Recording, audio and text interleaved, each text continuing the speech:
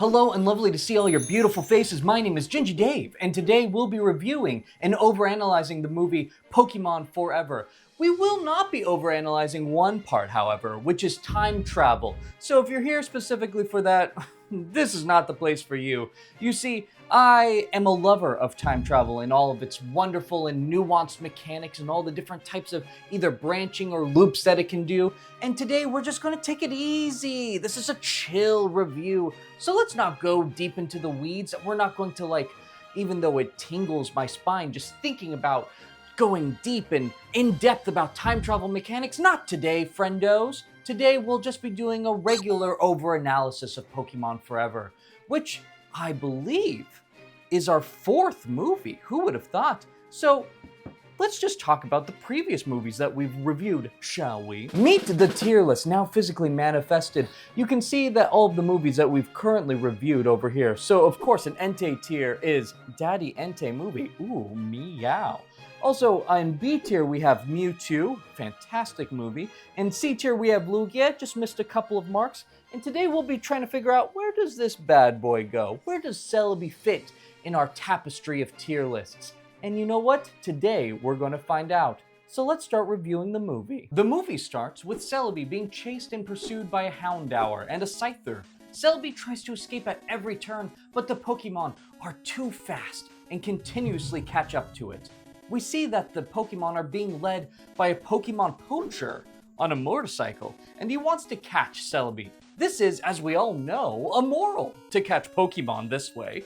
You all know the Pokémon anthem from school. Go ahead and chant along if you know it. If a Pokémon is put into a cage, that's bad. But if a Pokémon is in a claustrophobic sphere, that's alright. Very good, little Timmy. Thanks. We then cut and are introduced to our pseudo-protagonist of the movie, Sam, a younger kid who seems to be wandering in eerie and lush forest with a notebook in hand. He finds himself about to cross a threshold into the deeper section of the forest when suddenly a woman named Toa jumps from a fallen tree to offer bread, which I can only assume as a daily occurrence for Toa. Toa then tells the boy that she just met about rare Pokémon that lives deep in the forest and warns him about its impending danger, specifically about the part where its defense mechanism is time travel. I'm not gonna obviously go too deep into that. Just absurd idea. Sam doesn't care. Sam is an artist and wants to draw Pokémon. So he ventures into the glade and starts drawing a Blossom. Suddenly, Celebi appears from the thicket and is followed by the poacher and zooms past Sam. Sam decides to investigate and finds himself protecting the harmed Pokémon. Celebi activates its primary defense mechanism, which is ripping the very fabric of space-time and throwing it and Sam 40 years into the future. Totally reasonable response. Now, in the future, we cut to a scene where the poacher is being interrogated by a marauder in an iron mask, who we will later find out is called the Iron Mask Marauder. He is a member of Team Rocket, and his search for the legendary Pokémon has led him here. The poacher refuses to release any information, and in a show of force, the Iron Masked Marauder captures one of the man's poached Pokémon, Tyranitar, with the Dark Ball, which turns the Pokémon evil, violent, and to its fullest level cap. We know this is also immoral because of the rest of the Pokémon anthem. Feel free to join along if you know the words. Me. If a Pokémon is put into a cage, that's bad. But if a Pokémon is put into a claustrophobic sphere, that's alright. But if a Pokémon is put into an evil claustrophobic sphere, that's not cool, man. Great job, Timmy. Help me! The Iron Mask Marauder then threatens the poacher, making his Dark Tyranitar use a Hyper Beam and destroys the man's camper. This jogs the man's memories and agrees to show him where he found the legendary Pokémon. We can finally cut to our soon-to-be heroes. We see Ash from Palatown fight a random trainer and his Croconaw, and as per tradition, a new theme song plays. Dance break! I wanna be the very best. Ash beats not only the Croconaw, but also the trainer. Rest in paradise, bud.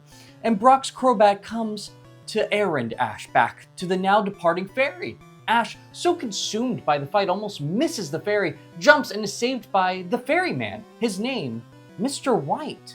Not to be confused with Mr. White. On the boat, the gang, Ash, Pikachu, Misty, Brock, and the aforementioned Mr. White sees a glance of a new legendary Pokemon, who immediately disappears into the forest. At the nearest stop, the gang asks Professor Oak if he knows what the Pokemon was. Oak tells them that it was Suicune, a Pokemon known for purifying the very water that it can stand on. It seems like Oak wanted to tell them more about this experience with Suicune, but sadly, their boat was about to take off, and we are left to wonder what he wanted to say. Now on a new boat, the heroes start to go deeper into the woods, and we get our first look at our Team Rocket. Jesse, James, and Meowth pedaling what looks like a bicycle with a giant paper plane attached to it. They are after Pikachu yet again, but the wind won't have it, and they are unceremoniously blown off screen. Ash and friends hit a dead end, and Mr. White turns his boat into a blimp. I just have to say, I love all these weird and kind of wacky inventions that Pokemon just kind of throws in every now and then. I keep forgetting some of the mystique of Pokemon is like, it's a fantasy, and it's also like this kind of futuristic world, and it's really fun. I like the mech stuff. The blimp sails to the small town of Arborville, well known for its tree-housed residents. Ash, Brock, Misty, and Pikachu now find themselves in a familiar location to the audience, the entrance to the deeper forest, and are stopped by the same lady that stopped Sam so many years ago. Toa is old now, and is in fact a grandma to her granddaughter, Diana, who is promptly harassed by Brock. Toa warns the crew of the dangers of the forest, and the gang disregard her warnings because cool people don't listen to wisdom. And I know cool people. As they explore the forest, the team sees a shrine and suddenly energy swirls in that location, and Celebi and Sam are dropped into the present. Celebi retreats into the forest while the gang takes Sam back into town. Before they can get him to Toa for help, Sam wakes up and attempts to fight off who he believes are the poacher's helpers, not understanding what has happened to him. Toa recognizes him as the boy that she offered bread to so many years ago and hands him back his sketchbook, now 40 years older than Sam is. Sam is honestly really chill about the realization of time what not sits and starts looking for Celebi, the only thing that can bring him back to his timeline. Ash and friends offer to help, and together they go back into the forest. It doesn't take that long to find Celebi hiding in a tree, as it is crowded by the Pokemon of the forest. Ash, Pikachu, and Sam attempt to grab Celebi in an offer to help it, and much like Sam was earlier, the Pokemon is frightened and attacks the crew.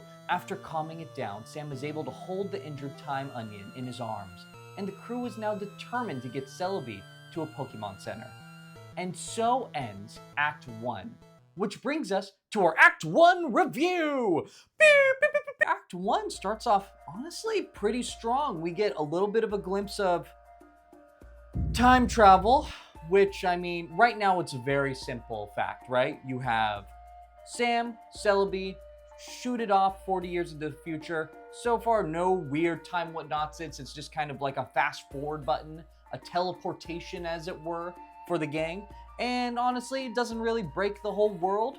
I'm okay with it right now. We're totally chill. Everything looks honestly fine as far as time travel goes. I like the idea of a Pokemon who's so absurdly strong that time travel is its primary defense system. And it's a really cool, obviously you shouldn't have that as you could just use Vine Whip a little bit more efficiently, but it's kind of fun. One of my favorite parts about this movie, and it's just because I have a deep love for the hero's journey, is that there is a physical threshold into the new world. And that new world is like the deeper forest that right outside of Arborville. And that threshold is just a giant tree with a hole cut in it. And so you're leaving civilization and you're going into nature, you're going into the forest. There's a physical manifestation of you going in somewhere. On a personal note, there's one thing that is becoming a bit of a pattern in these Pokemon movies, and it's that Ash, Misty, Brock, the gang, as it were, Pikachu, don't really feel very necessary right now. As of right now, the movie feels like it should be revolving around Sam, and it kind of puts our attention back to Ash and the gang, and like tries to massage them as the protagonists, when it clearly should be Sam, right? Like, we all understand that Sam seems to be the person who will be inciting all the incidences. He's the one who has to travel back in time. He's the one who has the issue. He has the problem. He has a need of care for the Pokemon. It all makes sense for Sam to be there. It's his story. So Ash and Misty and Brock kind of seem like they should be mentor roles, but they get the screen time and the flavor of a protagonist. And it seems to be harming the movie a little bit. With that being said, Sam seems like a really kind of clean-cut protagonist. He sees an issue, he acts, he's rushed into the new world. For him, the new world is 40 years into the future. Really a cool, interesting take on, obviously not new, but it is fresh for a Pokemon perspective. I quite like this. There are parts that seem really slow. I bet you for a modern audience right now, you could watch this movie in 2x speed and you would feel like the same pace as what you would naturally be used to. If you're used to the pace of a modern movie cinema, this is going to feel very slow for you. And I don't know if that's necessarily a bad thing, but it is something that you need to register before going into this. This feels like a slow movie. And I'm honestly quite enjoying it. So let's put it on the tier list right now as far as Act 1 goes. So far, I don't know, there's nothing really bad going on right now. I will say, I think Celebi's main issue is that it's coming out it's the movie right after Entei. And Entei is freaking awesome. There's a couple of shots in this movie where it's like they zoom out of the forest and then you're now in the future with the poacher in his camper, and it's a really good shot. There's a couple of things with like the Iron Mask Marauder where he's like obviously a little bit like the stereotypical villain. I'm gonna put this right now in like a surprising A tier. I'm honestly quite shocked. I didn't think it was that good going into it. Right now it feels really like it's following a formula pretty precisely. There's a couple of things with like, again, like Ash, Pikachu, like they're thrown in versus like integrated in to the story. But right now I'm having a good time. I hope you are too. This is fun. Let's go back to where we left off. As the group run off to find the nearest Pokemon Center, Team Rocket show up and then promptly fall out of a tree, as they are the comic relief characters. In fact, Misty says this about them. Do you think they're gonna be okay? Unfortunately, yes. Is really funny. Their humorous downfall is interrupted by the Iron Masked Marauder, who appears in a giant mech and demands Celebi. As the gang quickly refuses, IMM brings out his freshly caught Tyranitar and attempts to remove the soul from the flesh of everyone there with a point-blank Hyper Beam. Team Rocket mistakes this as an attempt at catching Pikachu, so with the help of James's wheezing, they create a smoke screen that helps our heroes escape. As the smoke clears, the Rockets see clearly that the one in the mech is the Iron Masked Marauder, who apparently is high-ranking in the Team Rocket organization, and offer their services. IMM accepts Ish and sends out his two other Pokemon from their Dark Balls, Sneasel and Scizor. So cool. The heroes continue on their escape as Misty gets herself a sprained ankle. As she slows the team down, Ash and Sam now have to fight the IMM's Pokemon. Ash uses Bayleaf and Sam uses his Charmeleon, which he takes out from a strange and obviously older version of the Pokeball.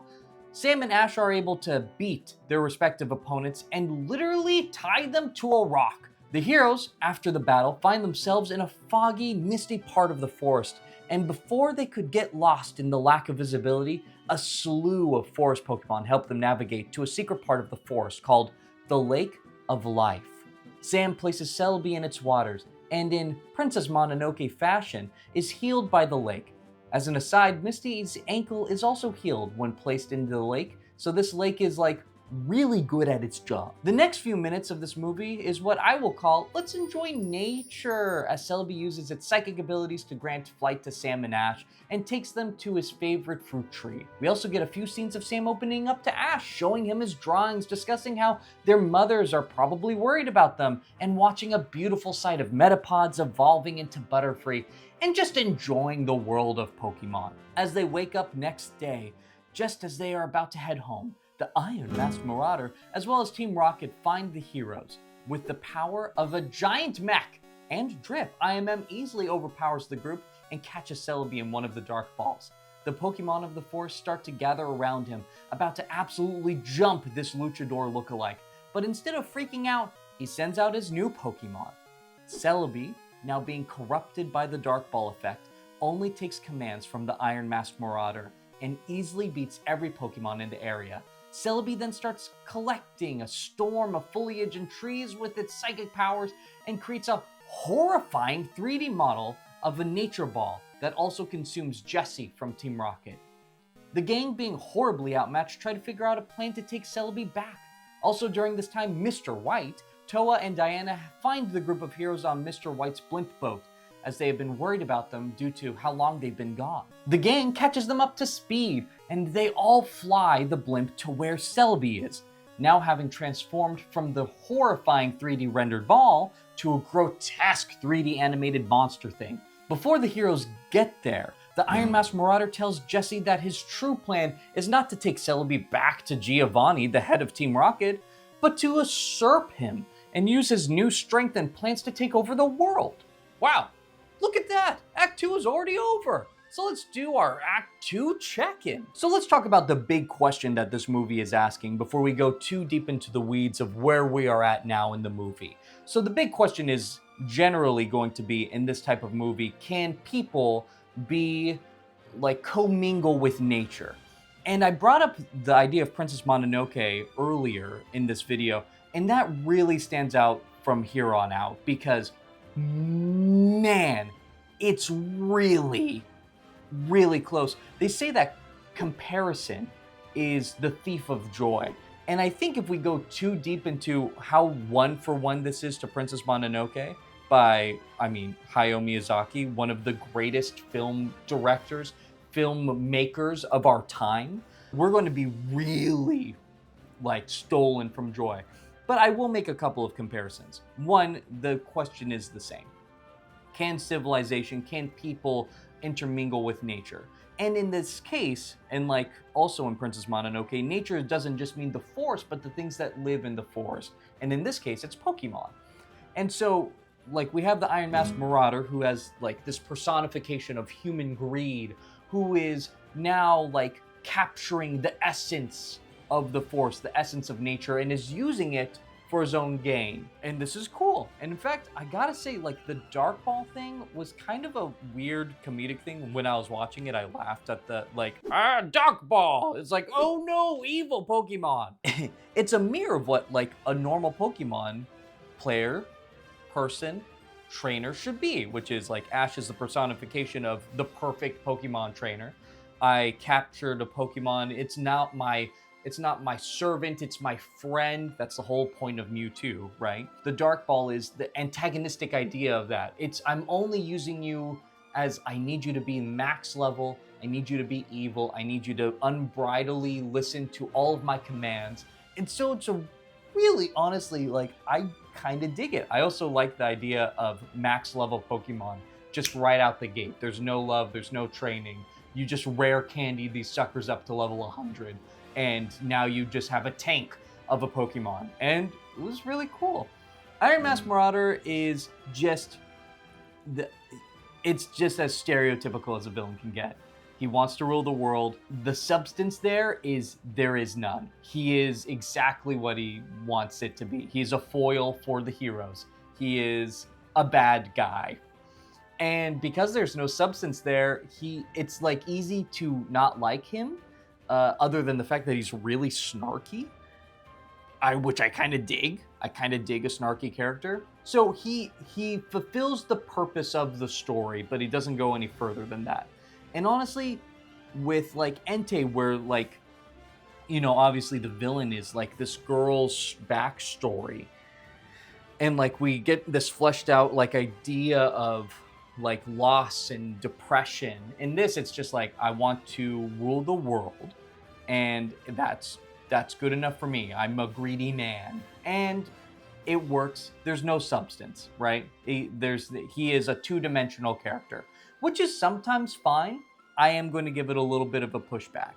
I will say, if you're a Pokemon watcher who is here just for the spectacle of it all, you might leave the movie theater a little bit disappointed in this one. There's a lot of moments where it's just like, it's the it's the breath moments, it's the like your hands right before you clap. Ma is a Japanese word that Hayao Miyazaki, I learned from Hayao Miyazaki, which is this idea of like the thing that happens, the nothingness that happens before the suddenness of what needs to happen. And there's a couple of moments like that in here, which is just these breath moments. You get to see nature. And if you're not used to that, you're not going to like this movie. However, if you are used to that and you understand that it's trying to take a breath before something big happens, which is immediately what happens afterwards, you're going to really like this movie. And I'm kind of in the really like this movie. I'm jiving with this quite a bit. A couple of criticisms. When you say the Dark Ball turns your Pokemon to the max level. So we have a fight with Quilava, Bayleaf, Scizor, and Sneasel. And Scizor and Sneasel are supposed to be max level horrifying opponents.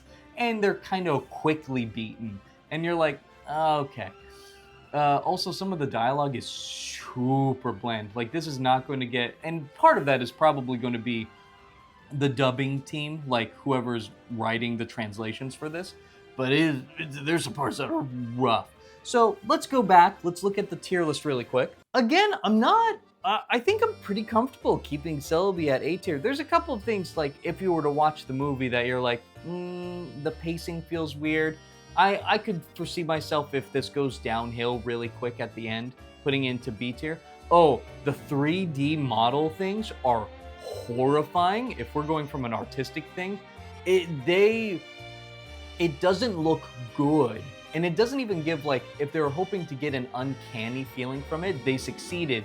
I don't know if that was the right direction though. It's really not, it doesn't look good, but like the regular art is fantastic, and I think that dichotomy really catches you off guard, seeing like all these beautiful hand-drawn things and now this grotesque 3D model. It seems out of place, which might be what they're going for. It doesn't land as well as you think it does. I'm gonna keep it at A tier. It might go down to B tier. We haven't really talked a little bit about, like, I don't know how they're going to get Sam back into the past. If the time travel stuff goes really bad, I'm not going to go too into detail about it, but if it does get really bad, we'll see where this goes. But yeah, let's keep it at A tier for now. Let's see how this movie ends.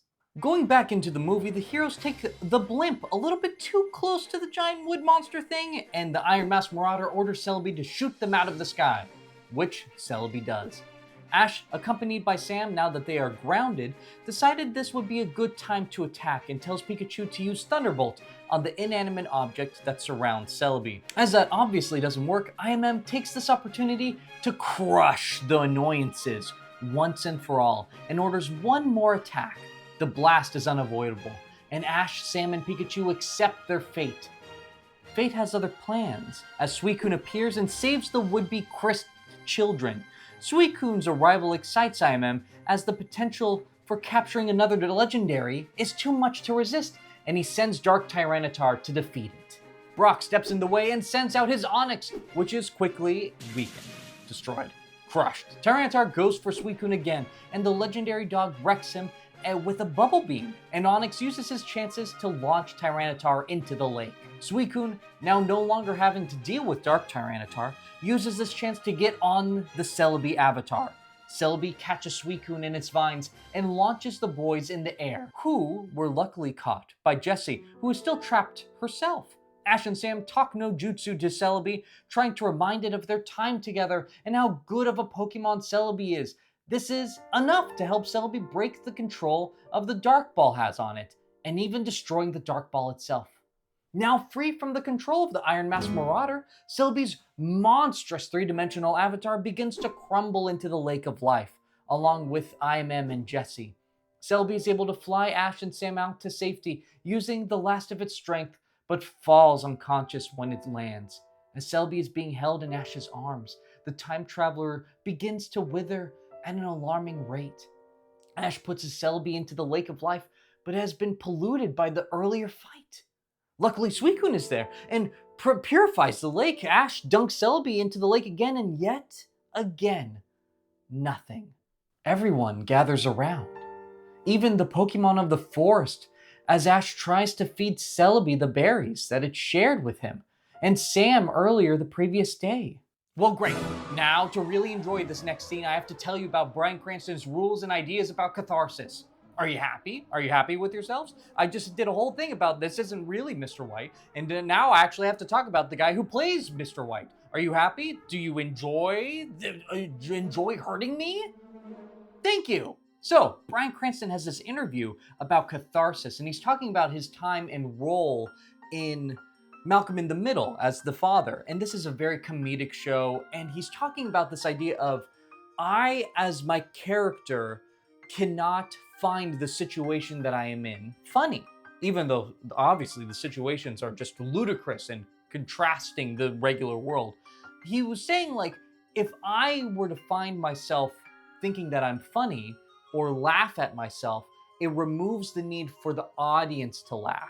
And it's been really an interesting little dig through because we find these moments of catharsis where you, as the audience member, need to express the emotion that a character on stage or on film is experiencing and are trying to keep withholding. So let me give you an example of another idea, which is, let's take The Quiet Place. The Quiet Place is notoriously very scary for some people, and there's a lot of built up emotions because the characters on stage on film are not allowed to yell. It's within the rules of the world that you can't yell. And so it's all these building up emotions, and you as the audience are the one who are able to help them, as it were. So in a comedy, you're the ones who get to laugh because obviously the characters are not allowed to laugh. You as the audience member get to scream because the person in the horror movie isn't allowed to, right? They have to be strong. So there's this idea of catharsis is you get to experience an emotion that you normally wouldn't get to experience, but almost you have to experience the emotion because the character is trying to stay together, to hold tight. Does that make sense? This idea, this comes from this Greek idea, one of the great Greek plays, Oedipus, is this idea of oh, I'm so glad that I don't have to experience the hell that Oedipus had to go through. And you leave the theater, you leave the film you experience the emotion without having the ramifications of that need to be had to have that emotion. And so Bryan Cranston is talking about you need to, as an actor, withhold that emotion so that the audience can experience it. So I say all of that whole tangent for this one scene in the Celebi movie, which is, I have to say, going to be an iconic staple for me going forward. Let me explain. Let me set the scene. Picture this. Ash holding the unresponsive Celebi tries to put a berry, one of its favorite berries, into its mouth, and it falls from its unresponsive lips. Ash, trying to stay positive, tries again, and again, and again. Every time he tries, we cut to the lake as the berries gently fall and tiny ripples awaken in the still lake. Ash's voice starts breaking as each berry falls into the lake. And something else starts falling, and just as gently makes a ripple. Now, interspersed with each berry is a bit of water falling. Is it raining now? Perhaps condensation from the leaves are finally falling to their last destination. Then we cut to Ash, sobbing uncontrollably over his now lost friend, continuously trying to feed berries to a thing that no longer needs food or water. What a freaking great scene! This is a hardcore scene in a kid's movie, and it is immediately going up a tier. Without question, I did not think so soon would we have to put this next to Entei. But my goodness, can you imagine? Just like the horrors that children nowadays will have to face because of that celebi scene. It's beautiful. Ash and the rest of the group mourn over Celebi. A shining light appears over the lake, and hundreds of Celebis come from all parts of time. In fact, Toa states that Celebis from past and present have come.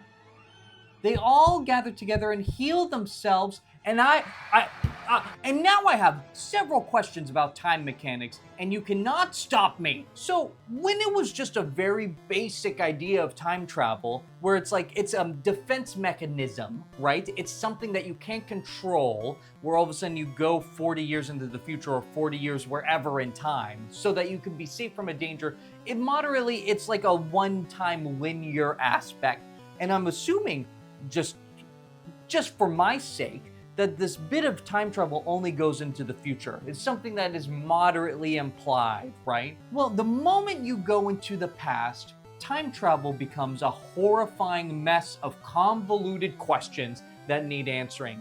If you can go to the past, which at this point of time for me is like, we had a hope that Sam could go into the past, maybe back to his own timeline.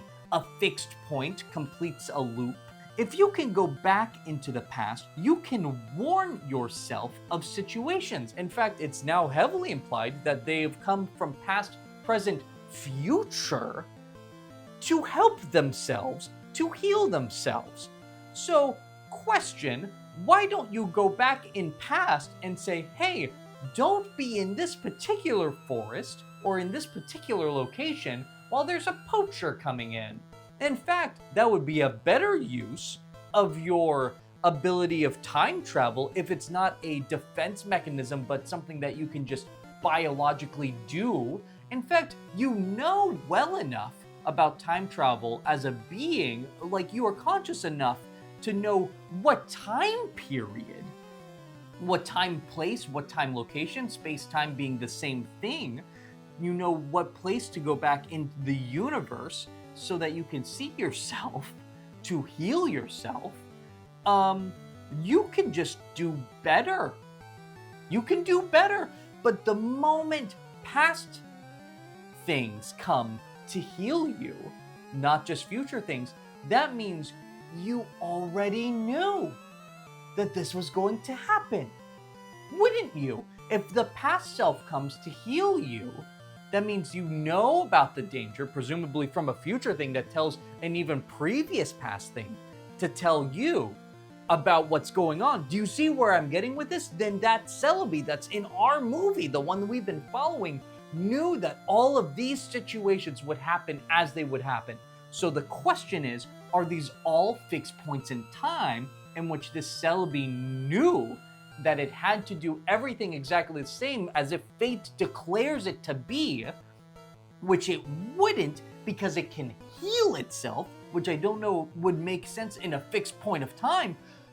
Next question, now that we're in time travel mechanics, couldn't you, just as a being, if this is not just something that you can just do this all the time now, couldn't you just go boop, 5 minutes into the future, where obviously the mech couldn't be, or 5 minutes in the past, so now that there's two of you, so now the mech deals no sorts of consequences to you. There's so many other possible answers. If you are a time-traveling onion, you should not have any natural predators. You are at the apex because you can travel into points that cannot be done on a three-dimensional plane. Only a fourth-dimensional being would be able to experience and go through, right? So if you're able to travel on the Z axis when everyone else can only travel on the X and Y, just go, you're fine. You know what's going to happen. You could easily stop yourself from being caught by a dark ball. You can easily stop yourself from being attacked by a poacher. You can easily stop yourself from any of this stuff. So, and if it's fate that it has to happen this way, then the time traveling part of all these Pokemon of yourselves coming to help you doesn't make sense in a fate-esque system. Something is wrong here. Some time stream compendium is not working out as it should be, and I am sorry. I will not have it. I will not have it. Not in my house. Not under my rules. After the resurrection of Celebi by its past and future selves, the Iron Mask Marauder launches himself out of the lake for one last final attempt at capturing Celebi, and succeeds in grabbing it. If only one of the future Celebis could have told itself that.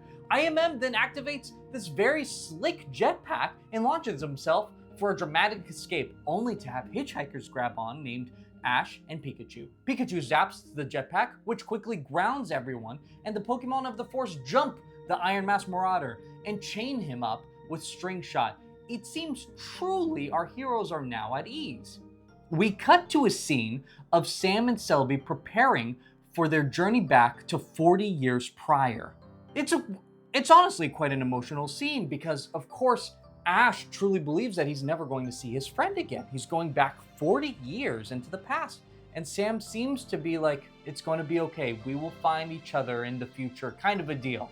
And Sam goes back into the past, and the gang learns a valuable lesson about the nature of like keeping and conserving your world without like diluting it. And like, it's important to fight the good fight for your natural world against people who would use it to empower themselves. But we then get a credit scene, which seems to be a very particular point of interest for me because the last credit scene in the last movie did not do so well for it.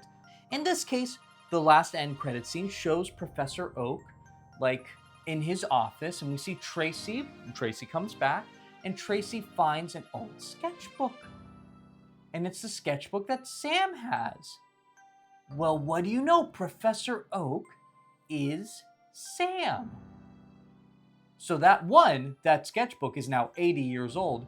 And two, I have several questions now. Number one, if Oak knew about this whole situation and he goes back into time, and like we're going to assume that this is a all one relevant story arc because it appears that, or one timeline because Oak knew about going back in time, that means Professor Oak, when he went back in time 40 years prior, Sam, 40 years prior, decided to take a different exit.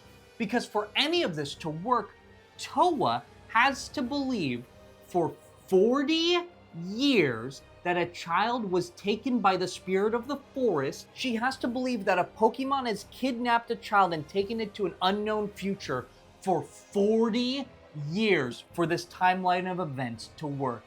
What a jerk move, Professor Oak. That's just to assume that the timeline thing makes any sort of sense. That means Sam, knowing that Toa is going to be worried about him, decides to, like, that has to be done, decides to take a weird exit and live his life for 40 years without ever sending a piece of bread to the woman? Dude, what a terrible thing! That's just assuming that we're not dealing with other sets of timelines, other sets of like branching paths. And if we are dealing with other branching sets of paths, then I have several more questions that I don't believe the Pokemon team has time nor really the want to answer.